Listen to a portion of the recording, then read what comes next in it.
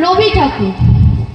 আতা গাছ, ছোট নদী, ডালিম গাছ, তোতা পাখি, এই সবই চিনিয়েছ তুমি। বাবা মায়ের বকাঝকা কিংবা মন খারাপের দিনগুলোতে সেসব থেকে দূরে সরিয়ে আমায় তুমি নিয়ে গেছো সুদূর তেপান্তরের মাঠে। শব্দ কথা বলতে শেখা শিশুরা তোমার দাদু বললেই চেনে। বাঁকা চুল আর সাদা দাড়িতে অনায়াসেই তুমি হয়ে ওঠো অপামর বাঙালির আপনজন। হাটটা গ্রামের দৃশ্য কেমন হয়, নদীর জলের পথই বা কেমন, মায়ের কাছে আবদার করা, সমালোচকদের জবাব দেওয়া, এই সবই তোমার থেকেই শেখা। সব জীবনের প্রতি পদেই তুমি শিখিয়েছ অনেক কিছু।